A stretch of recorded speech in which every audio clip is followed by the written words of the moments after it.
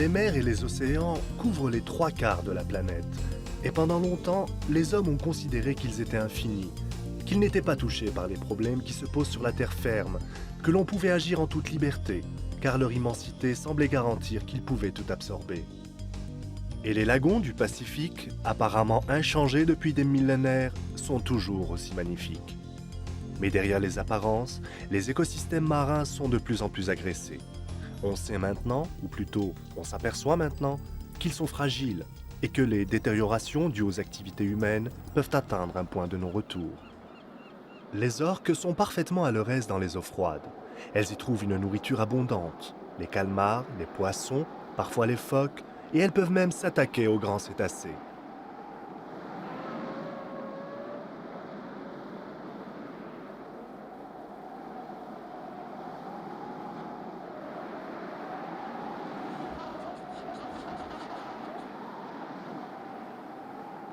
Le grand désert blanc de la banquise n'est pas un monde mort. C'est l'habitat de nombreuses espèces animales qui sont reliées par une chaîne alimentaire, du plancton aux mammifères, en passant par les poissons.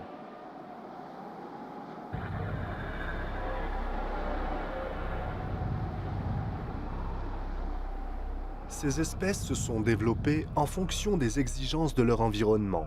Seul l'homme a besoin de se protéger dans cet univers. Les orques et les baleines peuplent toutes les mers du globe.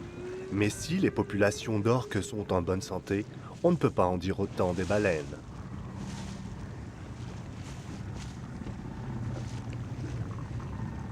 Les mégaptères, comme les autres espèces de grands cétacés, ont été chassés à outrance, surtout à partir du XVIIe siècle. Par les Français, les Anglais, les Hollandais, les Allemands, les Danois, les Norvégiens, les Portugais, et un peu plus tard par les Américains et les Russes, puis par les Japonais. On consommait tout de la baleine, et c'était une proie facile.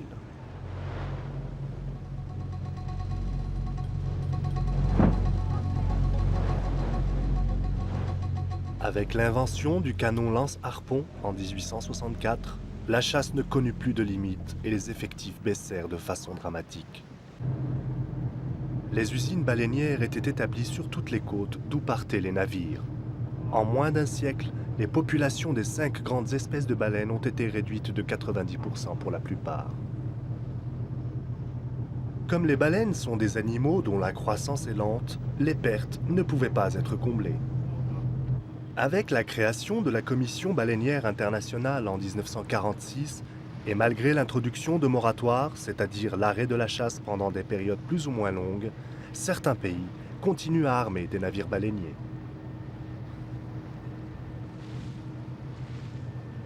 C'est le cas du Japon. Ce pays invoque le prétexte scientifique pour chasser tous les ans entre 300 et 400 petits rorquals en Antarctique.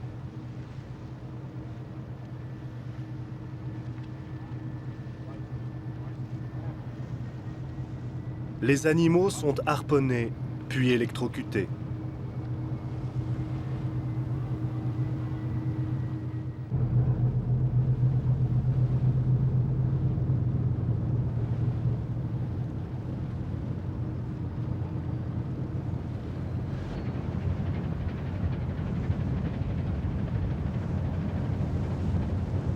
Les gros navires-usines peuvent rester plusieurs mois en mer.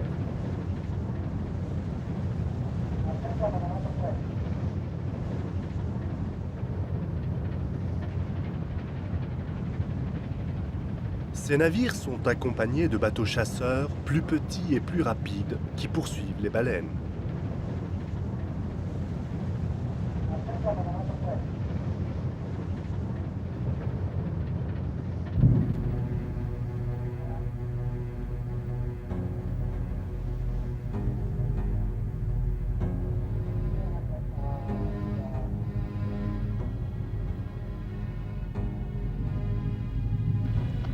Les techniques de dépeçage et de conditionnement sont très efficaces.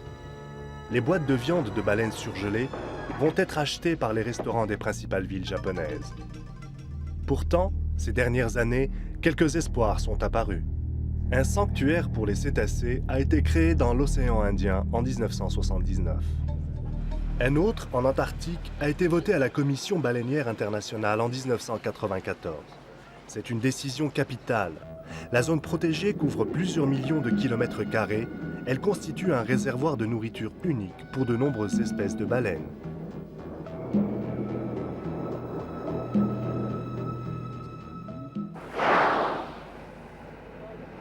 Les effectifs de certaines espèces, comme le rorqual bleu, sont tellement faibles maintenant qu'elles risquent de disparaître. Et les mégaptères pourront-ils continuer à élever leurs petits si les hommes exploitent à grande échelle les petites crevettes et le krill dont ils se nourrissent?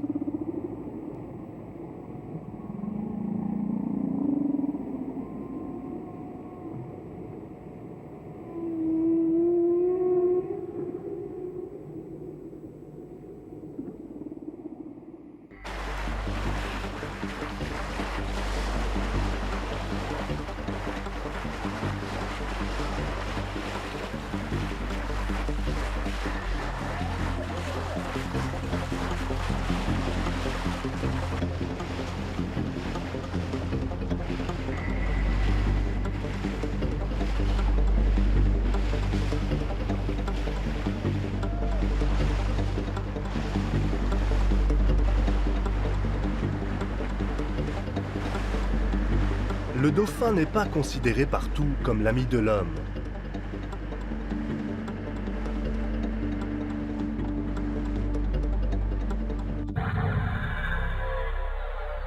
Sur ces plages au Japon, des centaines de dauphins sont massacrés chaque année par les pêcheurs. Ils les accusent de piller les stocks de poissons. Ils sont dépecés et vendus ensuite sur les marchés.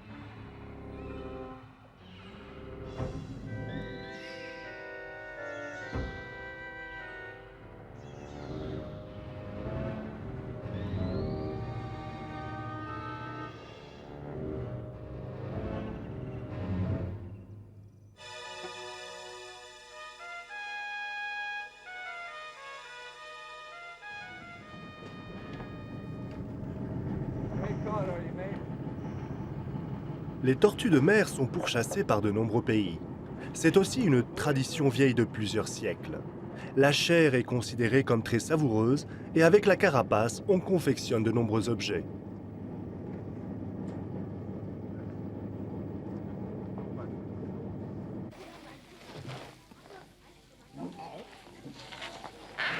Il n'est pas bien difficile d'immobiliser une tortue qui n'a rien pour se défendre contre l'homme.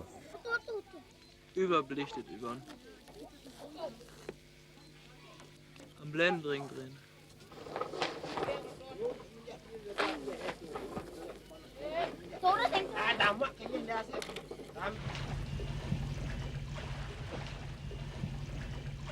Dans ces enclos, elles ne resteront pas longtemps en vie.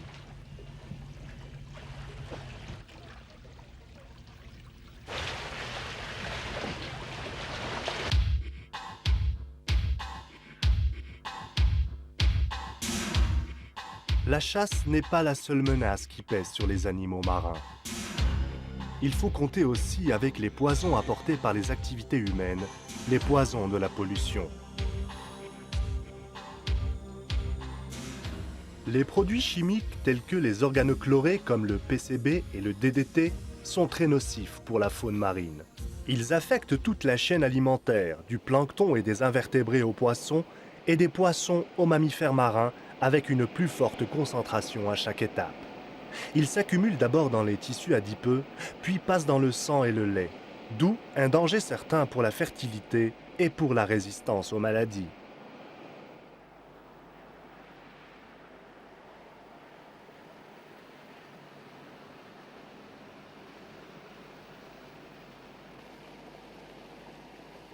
Des millions de tonnes de produits chimiques sont déversés dans les rivières du monde tous les ans. Et comme chacun sait, les rivières vont à la mer.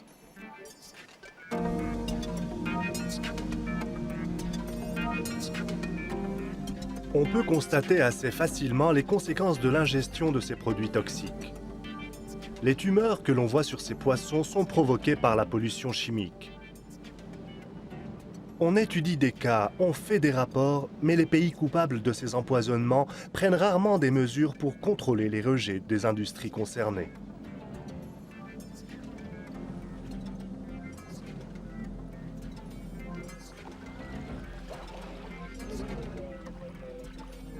on retrouve de très fortes concentrations de produits polluants emmagasinés dans la graisse des cétacés échoués. L'homme consomme les produits de la mer, principalement les poissons. Les risques d'empoisonnement sont donc réels pour lui.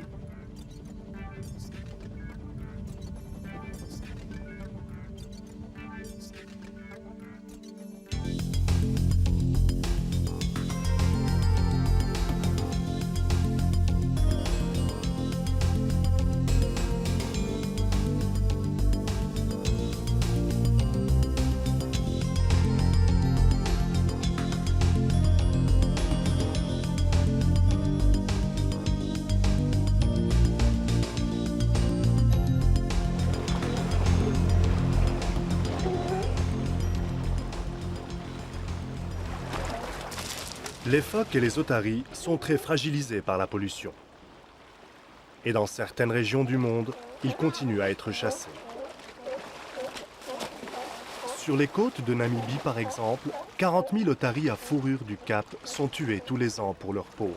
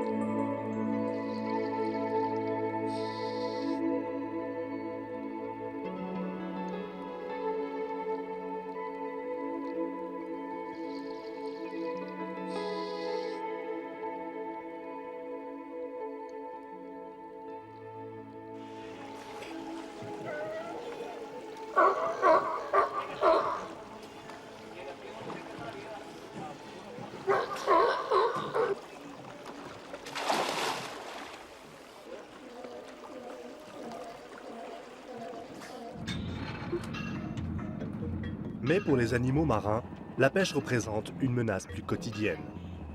Ce n'est qu'au prix d'un énorme gâchis qu'elle continue à fournir une part importante de l'alimentation humaine. On observe qu'un tiers des prises sont rejetées à l'eau car elles ne correspondent pas aux poissons recherchés, et plusieurs espèces de poissons qui ont été surexploitées sont au bord de l'extinction. Les filets dérivants, qui peuvent atteindre plusieurs kilomètres de long, attrapent tout ce qui se trouve dans la mer sans discrimination.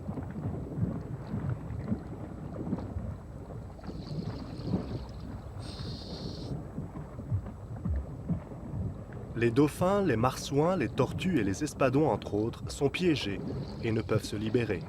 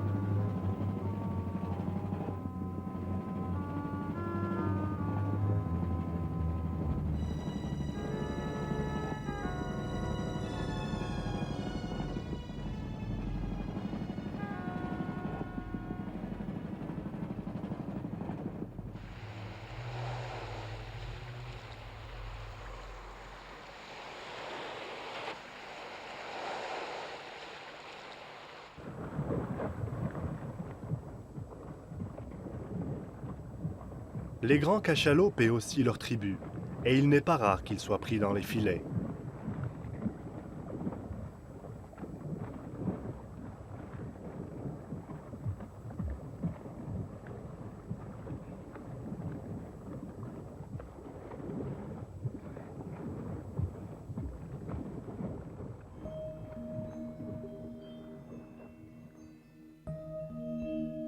Les requins n'ont pas bonne réputation.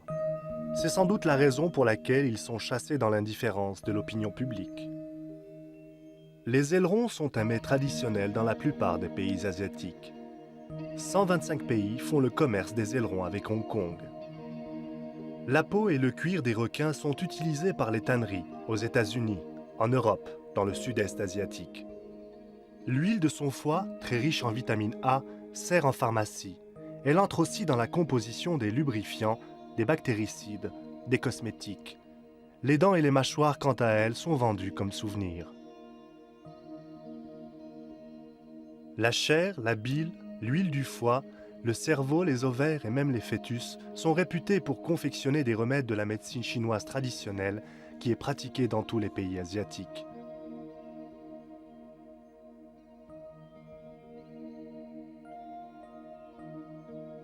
Certaines espèces de requins sont déjà dans une situation très critique, car aucun contrôle international n'est effectif.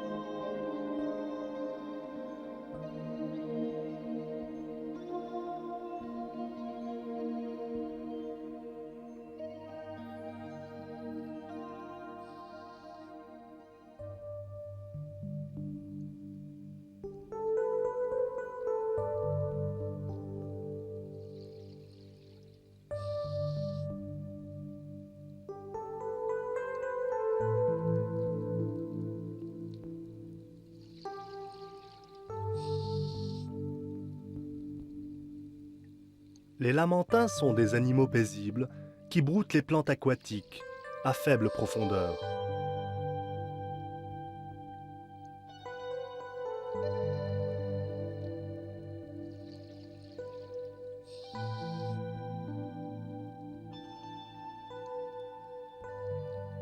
Ils sont chassés pour leur chair, notamment en Amérique du Sud.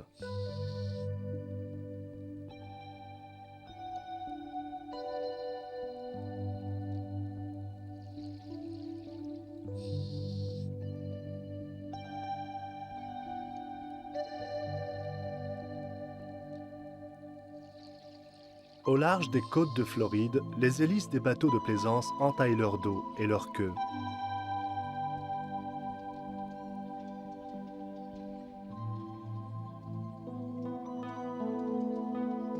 Ils n'ont pas d'autre défense que la fuite, mais malheureusement pour eux, ils ne semblent pas avoir peur de l'homme.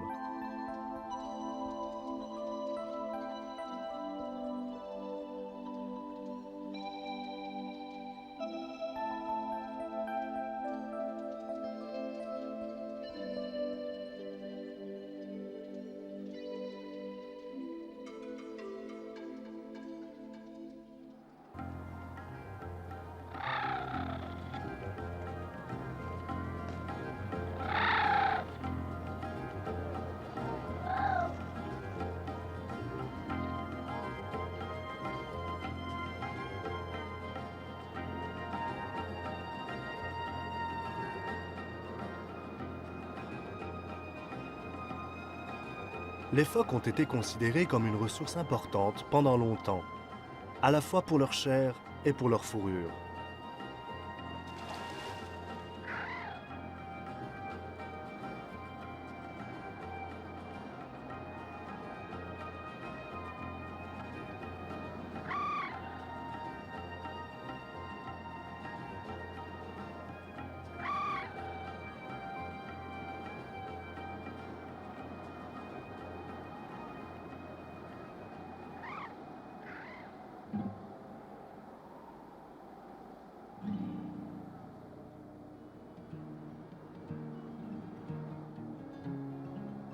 Tout au long des XVIIIe et XIXe siècles, des centaines de milliers d'animaux ont été massacrés chaque année, tout particulièrement au Canada, où toute une industrie s'est mise en place autour de cette chasse.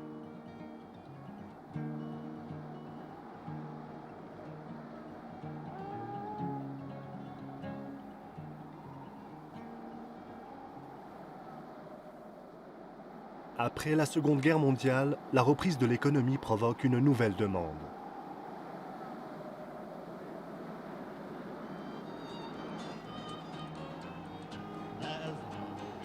Les bateaux vont sillonner toutes les mers du globe pour atteindre les archipels les plus éloignés où vivent des colonies de phoques.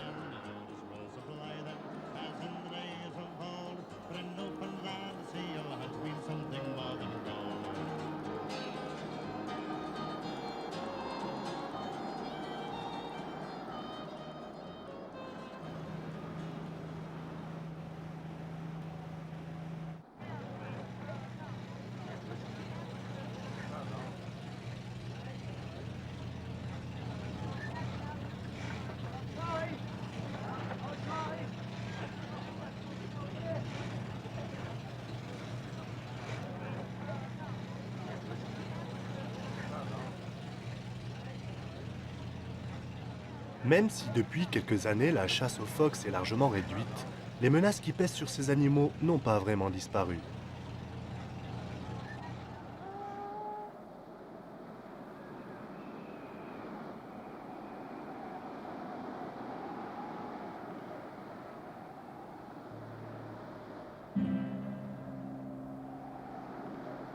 Ce sont des images comme celle-ci qui ont provoqué une prise de conscience de l'opinion publique internationale.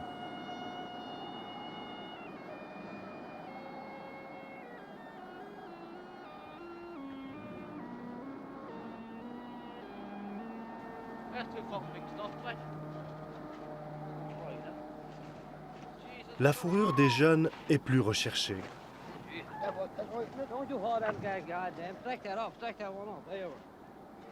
La mère suit son petit. Elle n'aura pas pu le protéger.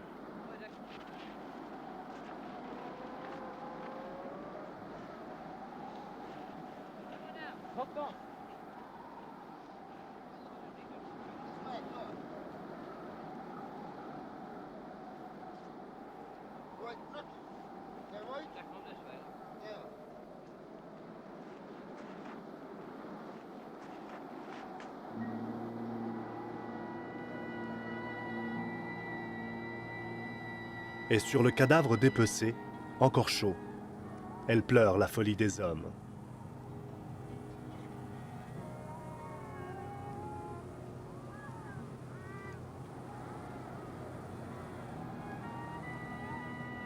Tant que l'on mettra en avant les intérêts économiques, cette mère aura toutes les chances de craindre pour la survie de ses autres bébés.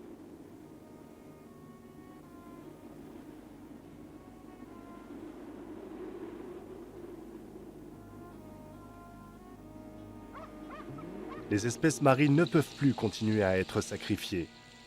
Elles ont le droit de vivre et de se reproduire dans un environnement qui leur appartient.